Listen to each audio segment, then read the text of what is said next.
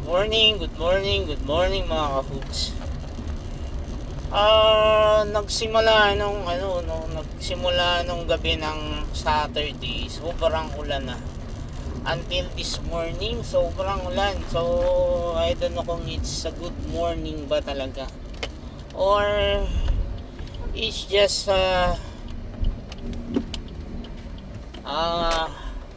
it's a morning. But anyway, it's a good morning pa rin kahit umuulan ngayon. Oo.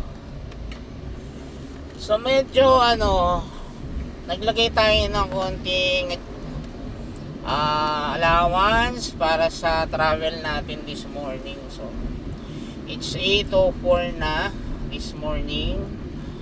At hopefully hindi tayo hindi tayo sana late. Normally ayan, ganyan pag Monday napaka-traffic. So actually yung 2 days natin ay parang nung Saturday naman medyo uminit naman kahit pa paano. Tayo,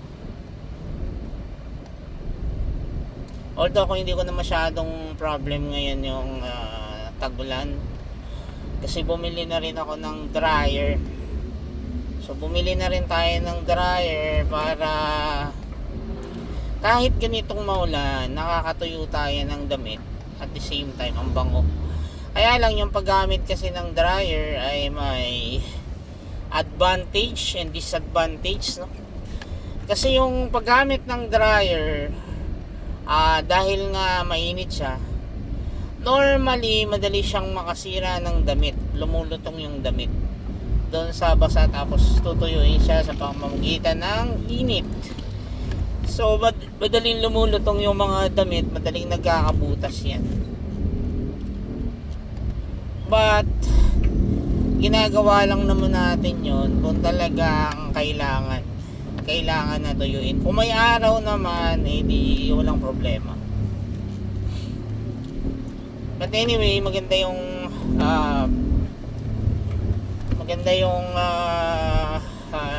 anong tawag, dryer na nabili ko. As in completely dry, no? As in completely dry. Completely dry. At saka siya, aside from completely dry, yung bango ng damit na preserve talaga niya. So kahit hindi mo na kasi yung napapansin natin, yung pagka sobrang init yung ginamit natin, yung init lang ng araw, nawawala yung amoy ng damit, no? Nawawala yung amoy ng damit. Tapos kung yung dryer natin ay ginagamitan natin ng yung ordinary dryer, yung spin dryer ang tawag to, diba? Kung spin dryer ang tawag natin, yung ginagamit natin, normally nawawala yung amoy ng damit, no?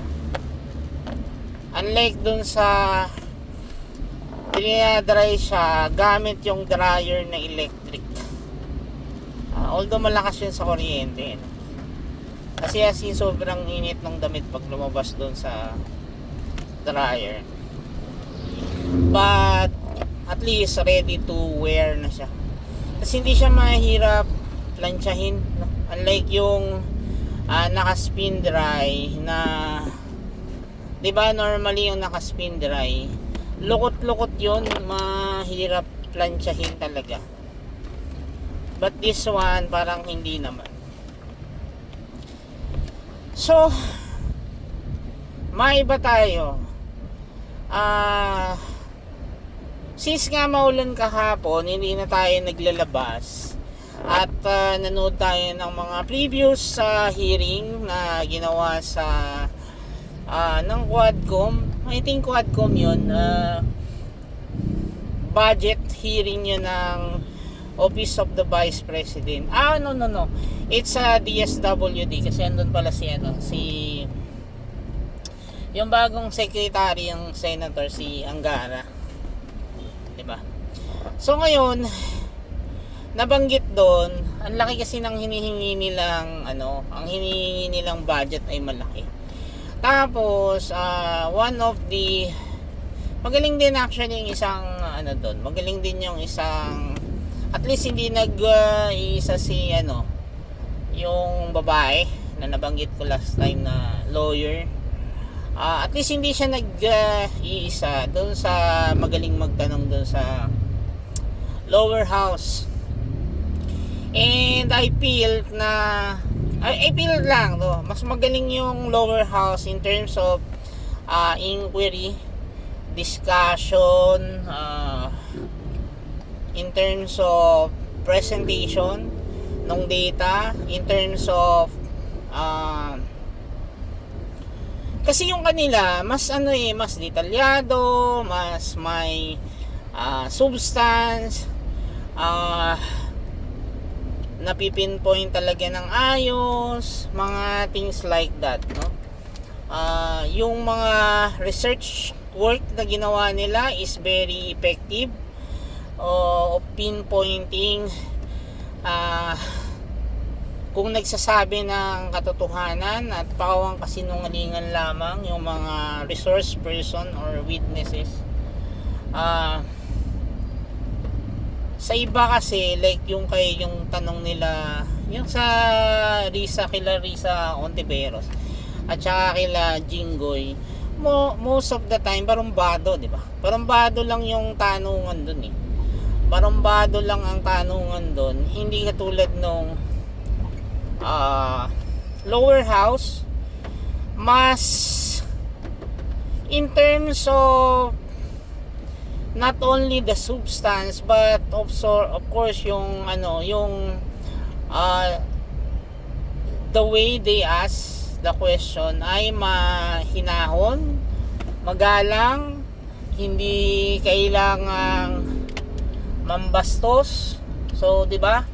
Hindi masyadong nambabastos. Although may bastos din talaga sa kasi talaga namang hindi mo mawawala sa mga Pinoy yung mga bastos na mga politician na akala mo ay nakaupo lang doon at binoto ng mga tao, ay akala mo na ay sila na talaga ay magagaling sa mga batas, 'di ba? Akala mo magagaling na sila sa batas. Ang totoo naman yan, meron naman sila talagang binabayaran dyan ng mga tao na sila yung lawyer, yung mga lawyers normally, ginagawa nila yan, ang tahu-tahuhan nila doon. Tapos sila yung nagre-review, sila yung nagbibigay ng nagko-coaching, no? Normally sila yung nagko-coaching dyan sa mga senators. Kung ano ang itatanong, kung paano itatanong, ano dapat itatanong, ano mga dapat na findings, mga ganon. Sila yung consultant ng mga yan. Na yung consultant ay akala mo ay yung tinuturuan, akala mo sila na yung akala mo talagang nagtapos ng lawyer, akala mo talaga ay matalino, di ba? Lalo na si Jinggoy, di ba? But anyway, maganda yung naging tanungan noon kasi nga parang regardless whether you answer it yes or no, or sabihin mo I invoke my right to privacy, I right to invoke my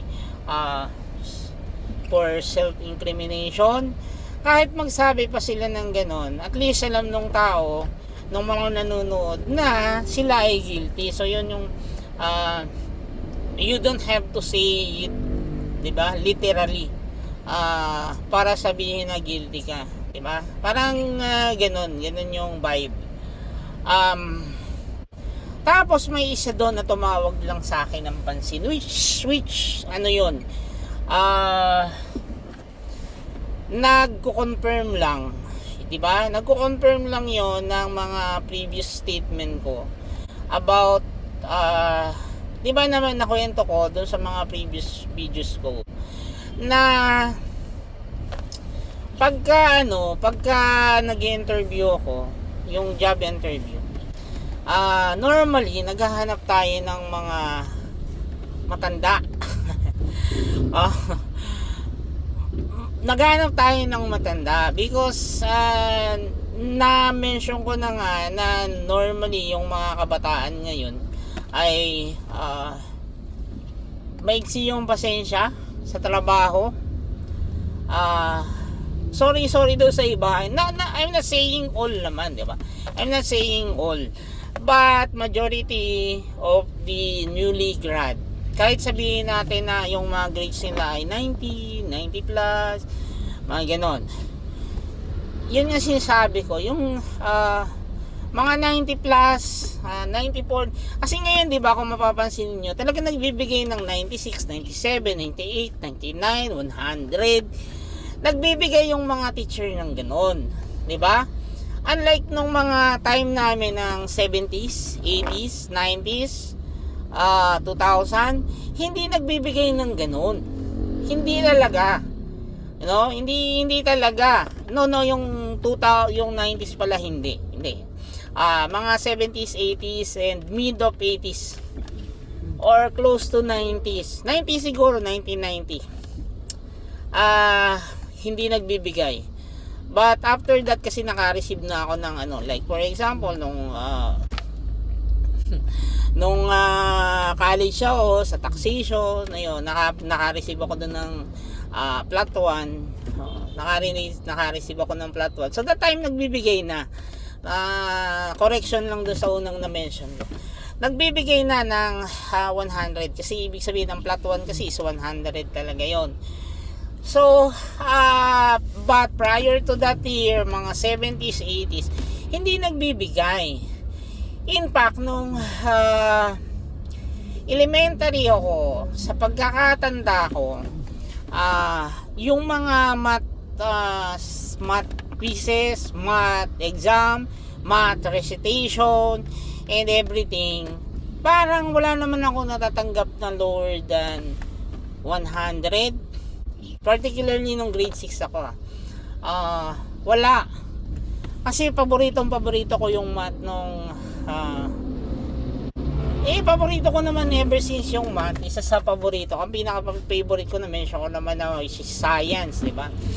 But yung math is my second favorite. Pero yun yung best grade na nakukuha ko sa math. So literal kasi na yung kaming magkakapatid na tatlo, ang strength namin ay nasa numbers. No, kaming tatlo. I don't know lang kung sinong pinakamagaling sa amin pagdating sa math, but literally strength naming tatlong magkakapatid yung math. No? Kaya lang, I think ako lang ang nakakuha ng, I don't know, hindi ko kasi tinitingnan yung mga card ng mga kapatid ko. Ako tumitingin lang ako sa card ko. Kasi nung elementary ako, that was in grade 6. Parang ang grades ko sa math nun ay 9. Ang pinakamataas na nakuha ko is 94%. Yun ay nakuha ko yung 94% na yun, na yun nga na-mention ko na 100 yung mga 100 yung mga grades ko. Recitation, exam, quizzes, 100. So wala akong natandaan na parang mas mababa doon. Parang ganun yung mga exam. And yet ang binigay lang sa akin nung teacher namin noon ay 94 sa math nung grade 6 ako. So ano ba yung pinupunto ko?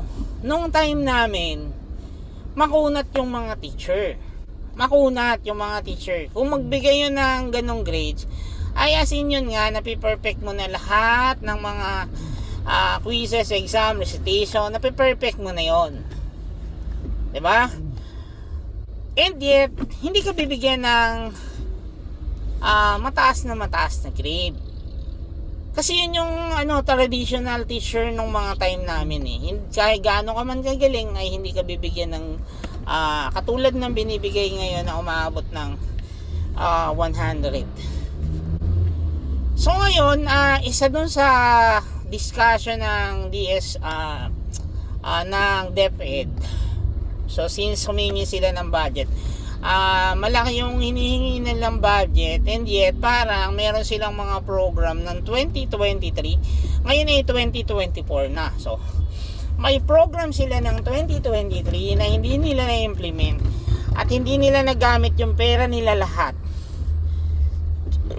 para bilhin yung mga gamit na yun, particularly yung mga computer, diba? Kasi tinanong sila ni, I don't know lang, hindi ko lang matandaan yung congressman na nagtanong sa kanila kung bakit humingi sila ng napakalaking budget, and yet parang hindi natutugunan yung pangangailangan talaga ng Department of Education, particularly nga yung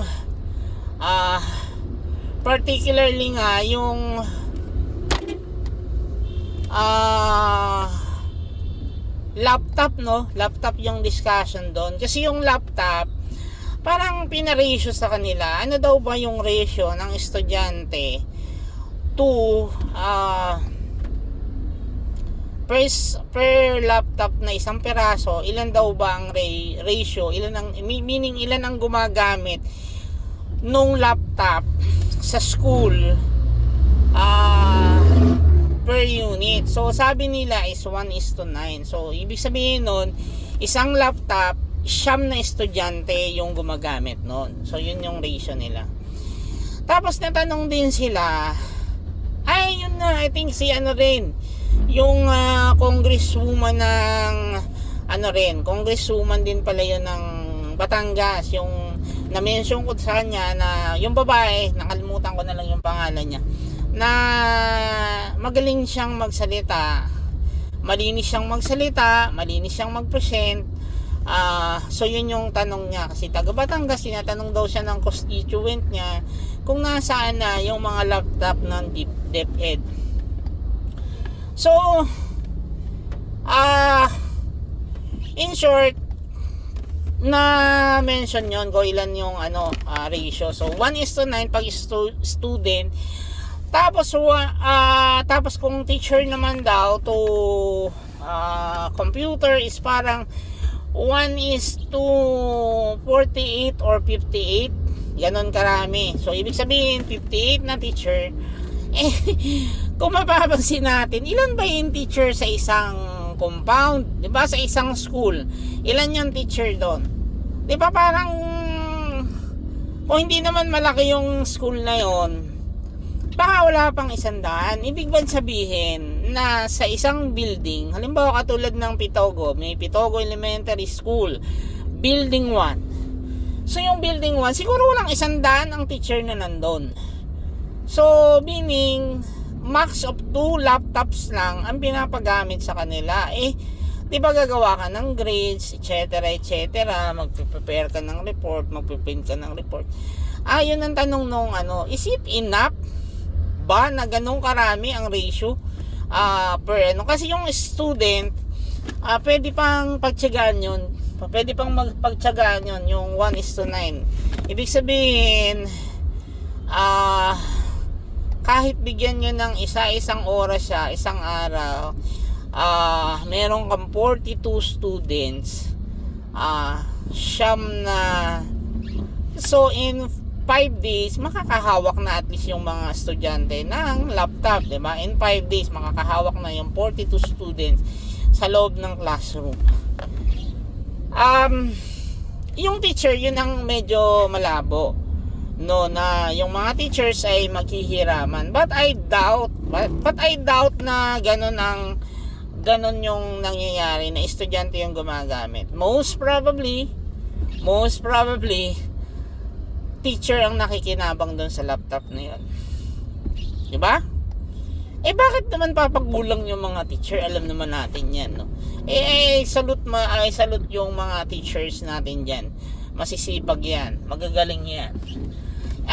But then, alam naman natin yung teachers yan ay magbibigay sa bata for a specific period of time, but in terms of iuwi na nila yung mga laptop na yan, iuwi yan ng teacher, maniwala kayo. Maniwala kayo sa hindi, iuwi yan ng mga teachers. At tama rin lang naman yun, di ba? Tama rin lang naman yun. Kasi paano mo naman sabihin na yung laptop ay pagpapasapasahan ng dalawang laptop, mga 50 yung magpapasapasahan at maghihiraman doon sa laptop na yan. To think marami sila din ginagawang mga grades. Anyway, yung mga grades naman pwedeng manually gawin, no? Even recordings, kasi nung mga bata pa naman tayo wala naman talagang laptop nun sa elementary, panay manual lahat yung ginagawa nun, di ba? Panay manual yon. So in short, nauwi yun. Hindi masyadong issue. But ang issue there is yung program nila, yung tinanong ni, I forgot nga yung name ng babaeng congresswoman na bilib na bilib ako doon sa pag nagbabasa siya ng report, pag tatanong siya. Galing na galing kasi ako doon.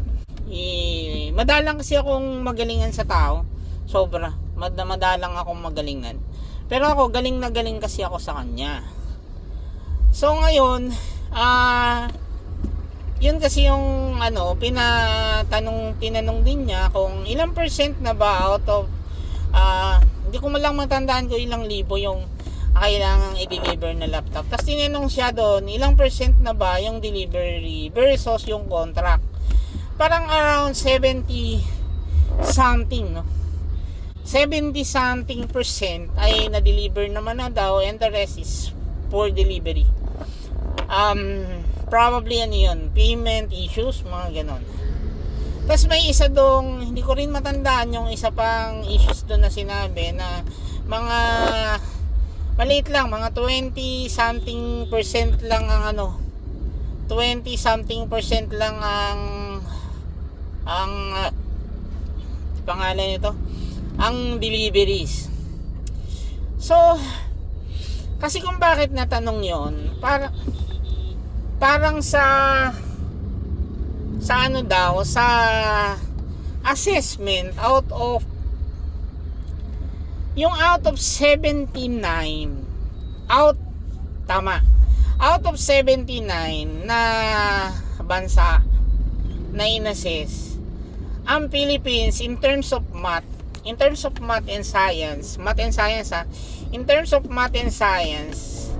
ay lumalabas na pang number 79 and at 76, I think, no? Tatlong subject pala yon. Maybe comprehension yung isa. Lumalabas parang dalawa yung 76 at yung math ay I think 79 yata, no? Parang kulelat. In short, kulelat. Yung isa naman assessment yata, hindi ko alam kung anong assessment yon, parang 80 plus naman yung inassess, and out of 80 plus ang Pilipinas ay 79 and 76 ang placement dun sa mga yun. Parang may tinalo lang sila na isa or dalawa lang na country nung inassess, no? So ganon yung naging result ng assessment na yun. So ang tanong, ang sabi nung congressman na yun, na babae, kaya daw pala tayo nangungulilat dahil napapag-iwanan na tayo in terms of yung mga IT subject, mga ganyan. But I don't agree, no? I don't agree doon sa sinabi niya na may kinalaman yung computer. Diba? May kinalaman yung computer doon sa paghina ng mga estudyante ng Pilipinas, diba? Na may kinalaman yon. I doubt, because Kahit yung mga maliliit pang bata, yung baby pa lang, ay may hawak-hawak na yun na cellphone, di ba?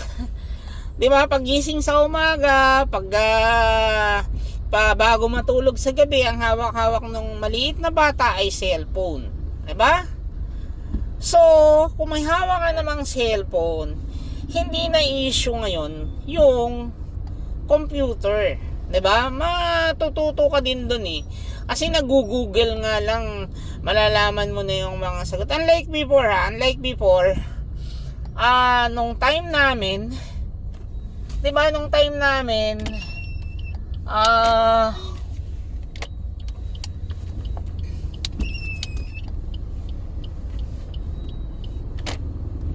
nung time namin, 'di ba, para matuto ka, 'di ba, nung time namin, para matuto ka, kailangan magpunta ka ng library. 'Di ba? Para matuto ka, kailangan mo pumunta ng library. At sa library, meron ka ng libro at doon ka mag-aral, doon ka mag-research. Kasi noon naman particularly ako, hindi ako maka-afford na bumili ng, at saka libre naman yung mga books nung elementary ako. Libre yung mga books, so pwede mo makita sa library. But I doubt kung may library yung building 1 at saka building 2 before, no, nung nag-aaral pa ako. Parang wala yata, parang wala. So but anyway, sa libro mo yun makikita, at napakahirap hanapin nun dahil very limited yung libro nung time namin. And yet, yung sasabihin ko lang na lumalaban pa ng quiz bee, no. In fact, napalaban ako ng quiz bee sa math at saka sa science, I think. Nung elementary ako. So actually, yun nga sinasabi ko, na hindi naman talaga issue yung computer para bumaba yung IQ nung isang estudyante. Might be kasi tayo ang texting capital of the world, and maybe sa social media baka nangunguna rin tayo. Maari kasi na doon nakapokus ngayon yung mga kabataan sa mga cellphone, no, sa mga gadget, doon nakapokus. That's why medyo napapabayaan yung pag-aaral. 'Di ba? Na-mention ko na nga sa mga interview ko before na namimili ako ng mga may edad na kesa sa mga kabataan, because yung sinasabi na 97, 98 ngayon, yung mga may grades na ganun kakatataas na binigay ng teacher, baka mga 80, 82, 83 lang yan nung kapanahunan namin. Kasi nakikita ko ngayon pag nag-i-interview ako, talagang walang sense yung sinasabi ng mga kabataan ngayon. Karamihan na yung na-interview ko based on my experience pag nag-i-interview. Hindi ko sinasabi na mahina yung mga kabataan ngayon. I'm not saying that.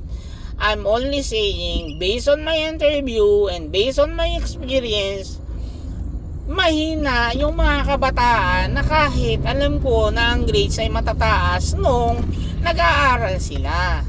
So ang assessment ko na yan ay binigay ko dahil nga pag nakita mo yung grades nila ay totoo namang mataas ang grades na nakuha nila na nag-aaral sila. And yet pag tinanong mo, walang masyadong substance yung binibigay niyang sagot sa'yo. So wala, as in wala. Totoo lang, walang substance yung binibigay niya na sagot sa akin pag nag-i-interview ako. Unlike yung mga matatanda na yung may mga edad ng konti, mas may laman yung binibigay, no. And at the same time, yung in terms of trabaho trabaho diyan yung trabaho diyan sa office, masasabi mo rin na yung mga kabataan ay madaling, yung tipong hindi naman masyadong or hindi talaga magaling trumabaho. sa hindi magaling magtrabaho.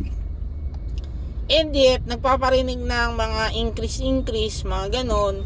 Ang increase kasi nung time na namin, never namin yan na sinasabi sa mga boss namin, nabigyan mo ko ng increase, na maliit ang sweldo ko, and etc.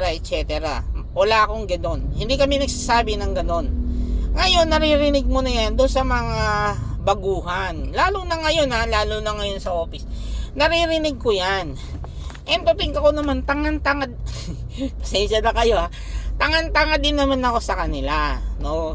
Tangan-tanga, totoo, tangan-tanga.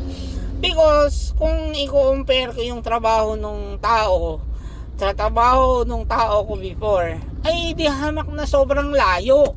Parang, ang kinukumpara ko ay isang estudyante versus isang teacher. Parang ganoon. And yet, yung mga kabataan ngayon, kung makapag-push ng increase, akala mo talagang nagpe-perform. Diba? Akala mo nagpe-perform, akala mo talagang matalino. So, yun yung difference. Yun yung sinasabi ko. But I don't believe, personally speaking, I don't believe na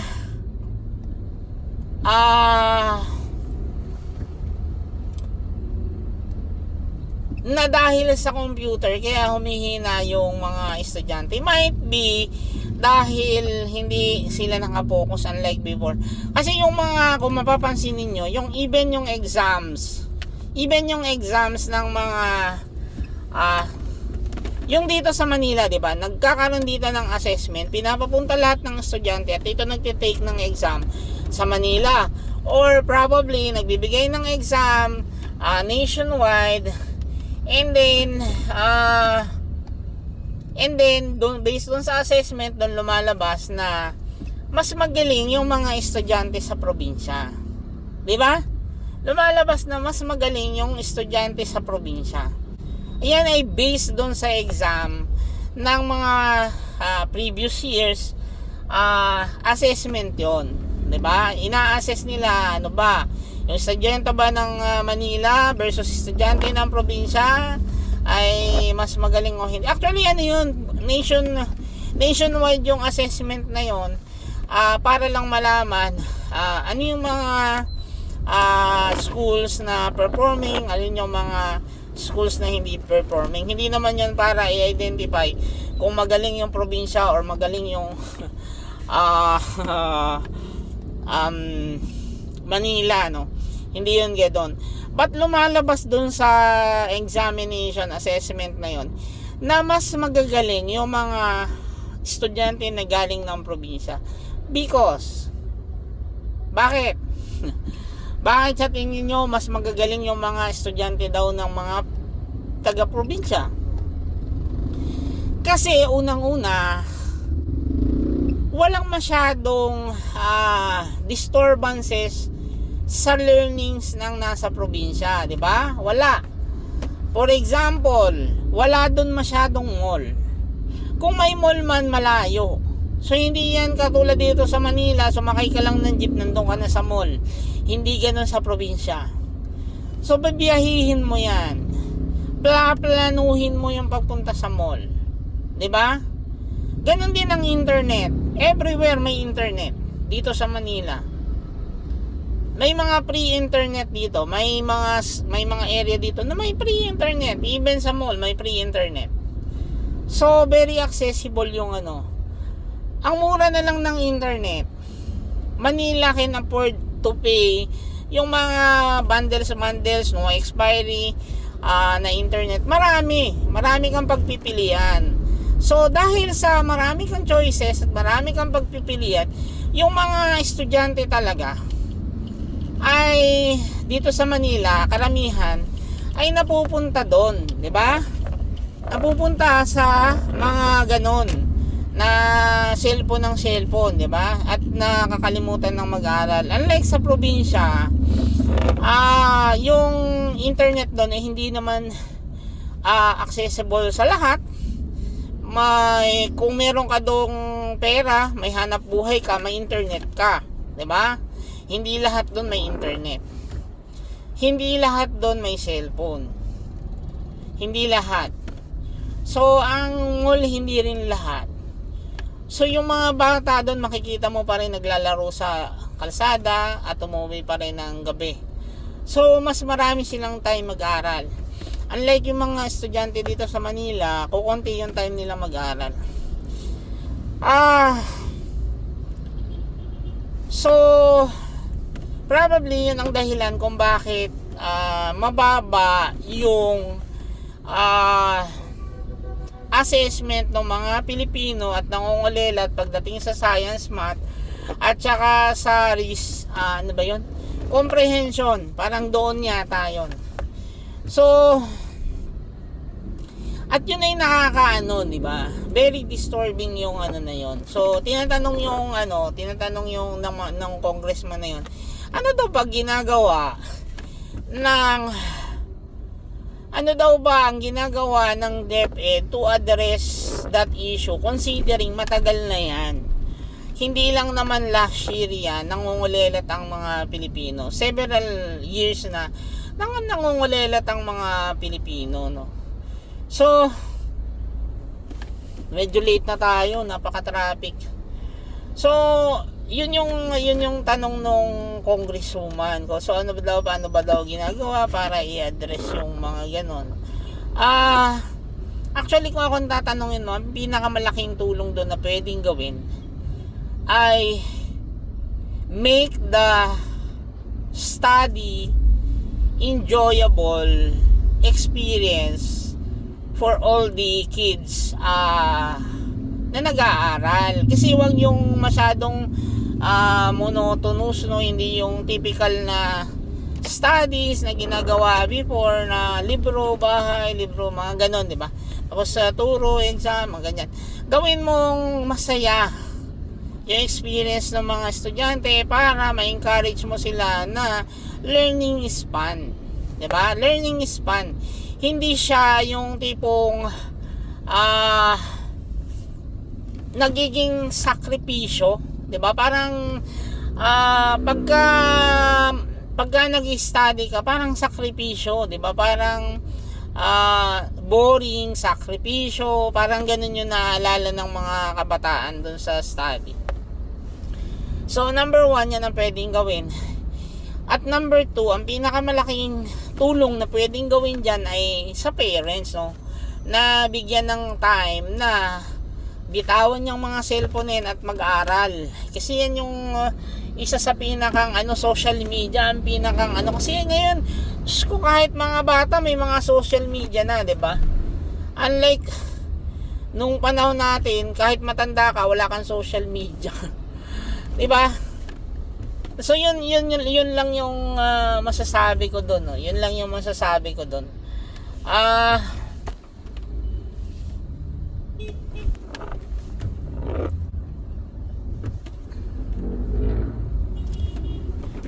Tapos, yun din, pupunta rin ako sa isang point kung saan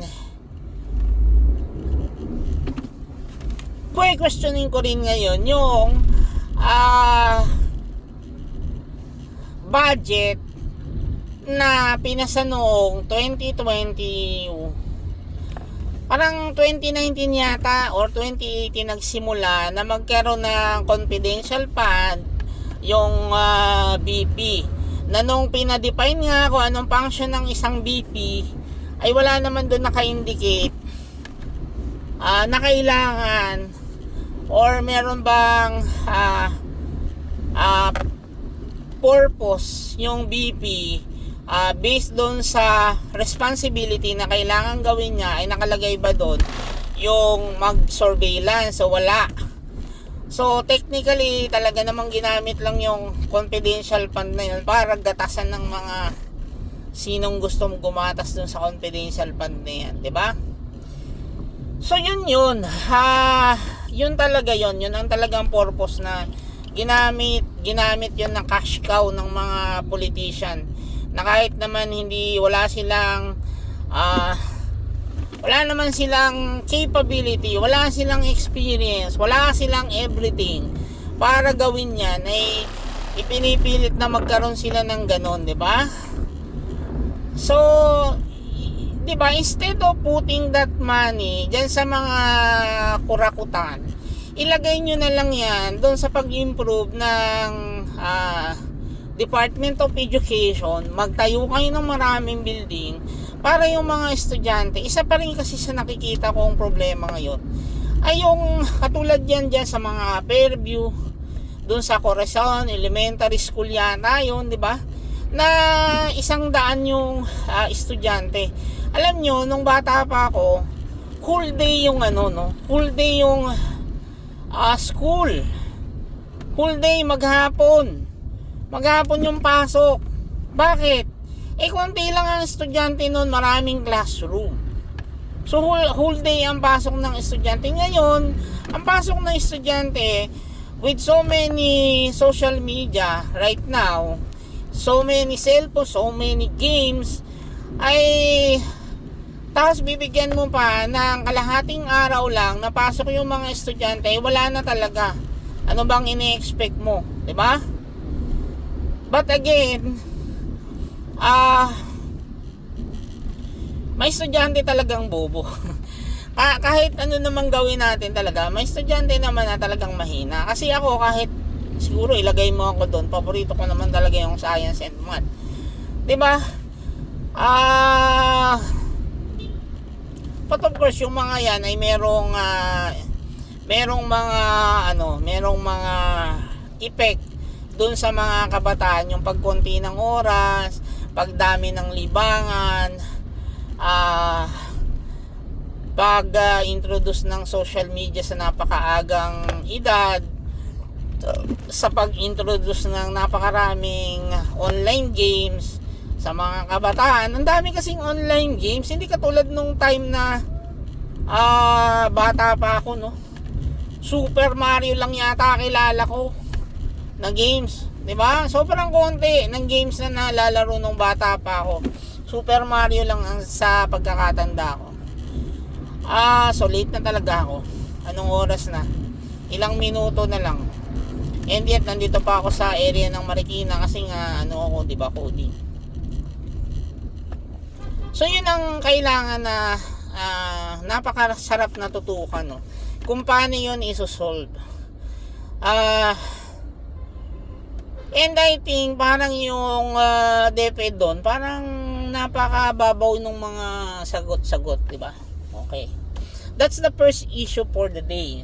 The second issue naman na nakita ko, yung survey. Nanood kasi ako ng TV Patrol. So yung TV Patrol, nanood ako noon. Isa dun sa nabalita, yung mga nagpa-file ng pangalan nito ng yung mga candidates for elective officials ng bansa, di ba? Particularly yung mga senators, di ba?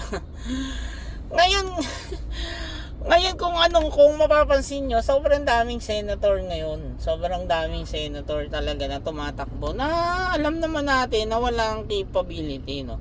In fact, dun sa survey na lumalabas na yung mananalo, yung mga dating kakampi ng ibang partido, ganyan naman talaga yung mga politiko. Talagang nakakabwisit yung mga politiko dito sa Pilipinas. Ito lang yung bansa na yung mga politiko dito ay ang talagang pinaglalaban lang nila ay kung paano ang kitaan, doon sila sasama, no? Kasi may mga political group naman sila na sinasamahan before. All of the sudden, nandun na sila sa ticket ng administration, di ba? Andun na sila. Piling kakampi, di ba? Piling kakampi na sila. So lahat halos nung sobrang dami na ganun na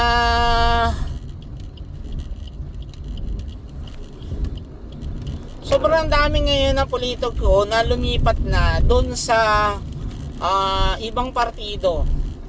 Tapos yung mga nangunguna doon, 'di ba? Yung mga nangunguna doon ay mga trapo. 'Di ba? Tapos ayun na nga, yung pang nakakabuisit doon. Yung kasi mga politician talaga, walang kahiya-hiya, di ba? In short, walang hiya. Di ba? Walang kahiya-hiya yung mga politician. Ang dami dyan, magnanay. Di ba? Yung mga bilyar, magnanay yun. Tapos tatakbo pa yung isang anak na babae.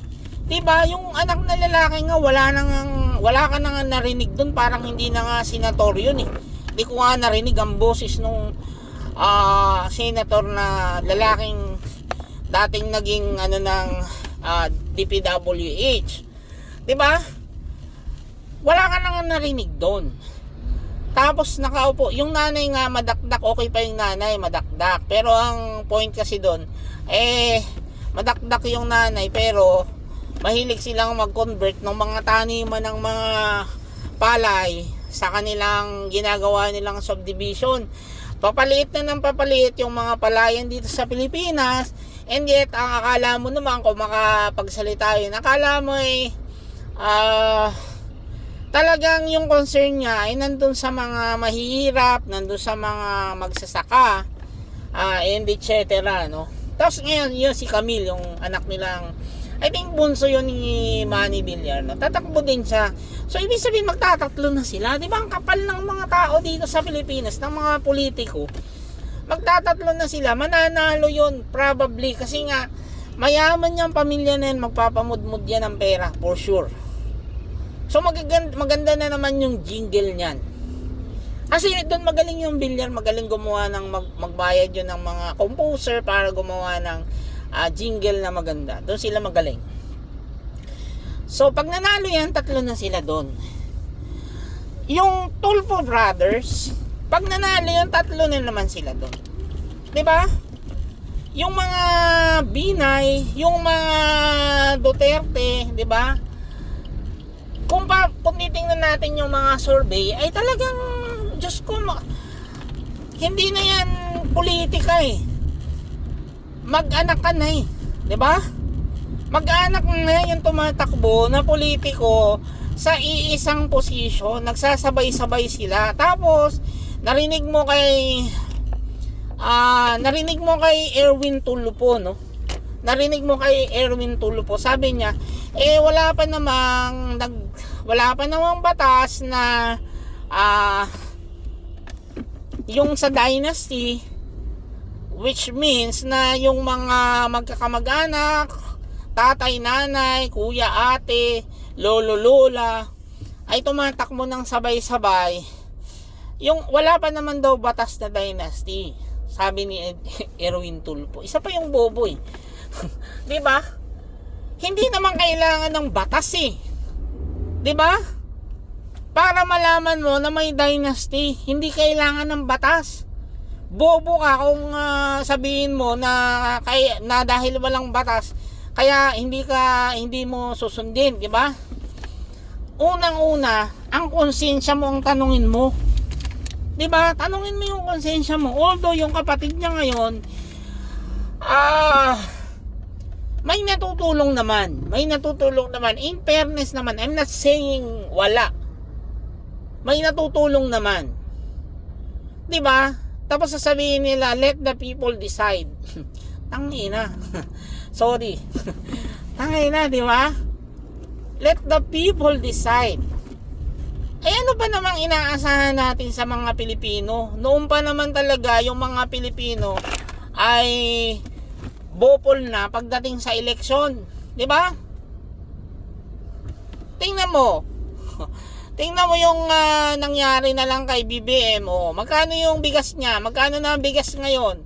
Anong nangyari? Wala, 'di ba?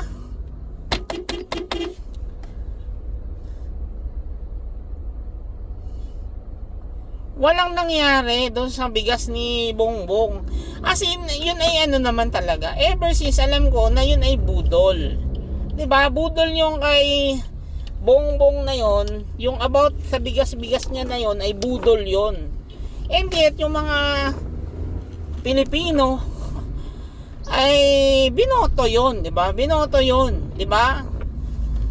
Kahit alam naman natin na Diyos ko, bibigyan ka ba talaga ng pera ni dahil may nakuha daw silang mga bar of gold. Putres, di ba? Sobrang tanga talaga kasi ng mga Pilipino pagdating dyan sa mga ganyan. Yung mga dynasty na yan ay talagang grabe yung ano nila dyan, support. Wala, ano dito sa Pilipinas kung sinong magaling magpamudmud ng pera, kung sinong popular, kahit walang talent, kahit walang utak, kung sinong mga politiko dito sikat, yan yung iboboto nila. Regardless whether ang may kakayanan ba yan na gawin yung kanyang mga pinangako, whether walang kakayanan ay iboboto yan ng mga Pilipino, di ba? Nakakabwisit, di ba? Si ano na lang, di ba? Kung mapapansin nyo si Pia Cayetano tsaka andun yung kapatid niya, dalawa na sila doon. Mano ba naman? Kahit wala pang batas sa mga dynasty na yan, Diyos ko, yung kahihiyan, yun ang mas importante kumpara sa mga batas, di ba? Yun ang importante, mahiya naman kayo. Di ba? Mahiya naman kayo. Kahit may batas-batas pa yan or wala akong batas yan, mahiya kayo na tumakbo ng ganyan. Pero yun mo, kung manalo yun, tatlong magkakapatid na yon na tulpo. Di tatlo sila nakaupo doon. 24 senators yun. Pero yun kung ang boto niyan ay hawakan lang ni Bongbong Marcos, ay di lahat ng batas na gusto niyang ipasa ay mapapasa niya kasi nga ang dami nilang kaalyado doon. 'Di ba? Hindi na na-balance yung ano, dati kasi ang pinaka-credible na mga ay yung upper house. Sila yung credible kumpara sa lower house na binibili yan ng mga politiko nakaupo. Totoo yun, binibili yan.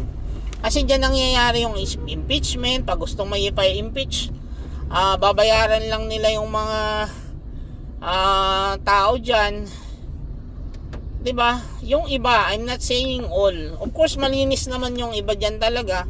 Hindi naman lahat talaga, palagi namang ganun hindi naman lahat ng mga nandun ay corrupt na, diba? Hindi naman ganon. So may mga iba lang dyan na corrupt. Hindi ko sasabihin kung sino-sino doon, basta palagi yun na may mga mas marami dyan ang corrupt, no? Pero not all of them ay corrupt naman. So probably may iba dyan na hindi. So ngayon tatakbo din si Philip Salvador, di ba? Nagalit pa nga si Philip Salvador dahil di ba sa comment nung isang, I don't know kung reporter yata yung nagsabi sa kanya, parang sabi mamatay kayo sa inggit, parang ganun, di ba? Parang ganun yata yung sinabi niya kasi nga ako question yung credibility, di ba? Question yung credibility niya. Even ako, si Robin Padilla, kini-question ko yung credibility nun ni Robin Padilla, 'di ba? Ayun, wala naman siyang ginagawa 'di ba? Wala namang ginagawa na mga kabuluhan. Ginagawa lang tambayan yung ginagawa lang tambayan yung Senado at kuhanan ng kasi wala naman na siyang masyadong pelikula or TV guestings. Wala man ang kumukuha kay Robin Padilla So ngayon, Senado na yung pinagkakakitaan nun. So ngayon si Philip Salvador tatakbo. Ano ba namang gagawin na? Ang daming tatakbo dyan ng na mga trapo. Magbabalik ulit yung mga trapo. Yung iba basta diba kung meron nga lang na bansa na pwedeng lipatan, lumipat na ako ng ibang bansa Totoo lang. Pwede na akong lumipat sa ibang bansa kung may lilipatan lang na ibang bansa. 'Di ba? Kasi nakaka-buisit na dito sa Pilipinas talaga. And for sure mananalo 'yan. Probably yung mga Tulfo brothers na yan lalabas 'yan. So magiging 3 na sila doon. Probably lalabas din yung anak ni Cynthia Villarreal at magtatatlo na rin sila to. So sobrang dami na nila. 'Di ba, nakakabwisit na ganoon. wala na silang ginawa kundi lokohin yung mga Pilipino at isulong yung mga personal. Yun naman si mga bilyar na yan, hindi naman pera ang pinag-uusapan nila dyan eh. More of powers and interest. Interest na yan ng family nila, interest ng negosyo nila. Yan naman ang sinusulong ng mga bilyar, kaya tumatakbo. 'Di ba? Hindi naman yan about helping the country. Walang ganun. Madalang yun. Madalang yung nagsasabi ng totoo ng intention nila ay tulungan yung bansang Pilipinas. Madalang. Ay nako, late na tayo. Traffic din dito. Hindi kasi tayo pwedeng lumabas ng Marcos Highway dahil coding ako ngayon. Every Monday coding. 1 ako kasi. So dito tayo dumadaan sa loob ng Marikina pagka Monday. So unfortunately traffic din dito. So yun ang masama. Traffic dito. Diba nakakalungkot na yung mga, kasi ako parang this year yata, next year, parang yan lang yung election yata na national na hindi na ako boboto. Hindi na ako boboto. Unang-una ayoko nang bumoto kasi wala man akong napipisil sa ngayon na dapat iboto, no? Wala. Probably kung may lalabas lang na mga oposisyon na mas maayos yung mga plataforma nila at kayang gawin. Kasi kung ako tatanungin mo, ang dapat na tagagawa ng batas ay yung marunong gumawa ng batas, which is lawyer, di ba? Kanya-kanya kasi tayo ng except lang kung halimbawa magaling ka sa law talaga. May natural born persons kasi na gano'n na magaling sa isang bagay kahit hindi naman niya yan ang expertise na pinag-aralan niya. May mga gano'n. So may lumalabas talaga na ganyan. My God, siguro mga 8:30 na ako nito makakarating sa kasi feeling ko kaya kung bakit traffic ito dito sa loob ng Marikina ay traffic ito palabas ng Marcos Highway. Possible yon.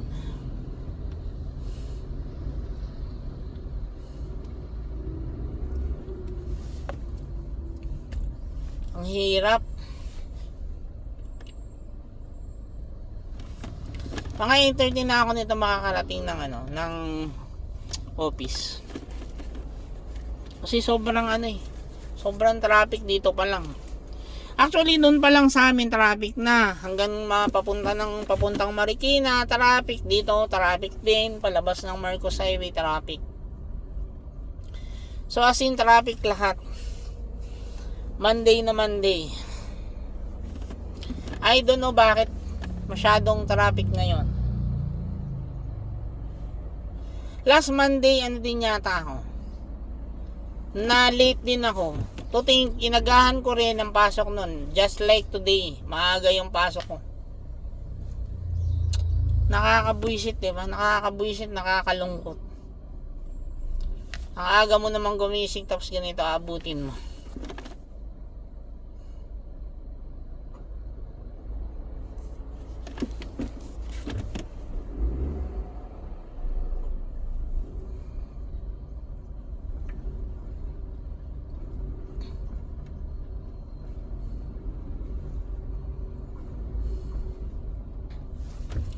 Probably Marcos Highway talaga ang traffic kasi doon pa lang sa Kogyo paglabas mo traffic na. So ngayon ay 9 o'clock na. So late na talaga ako. And yet nandito pa ako sa Marikina. So yun na lang muna siguro, no? Yun na lang muna kasi baka maubos din ang memory ko. Sige, thank you. Good morning sa lahat. PM lang doon sa bago ako magtapos, no. Shoutout doon kay Myla Huson, shoutout doon kay Russell, Shoutout doon kay Sunico, kay Dompor, kay Leonie, kay Prince, kay Rebecca, basta doon sa kanila, doon sa mga palaging sumusuporta sa atin. Shoutout sa inyo. Hindi ko na nga nakikita yung post ni Romina, no? Ni Mina. Good morning sa inyo. Yun lang, thank you, bye.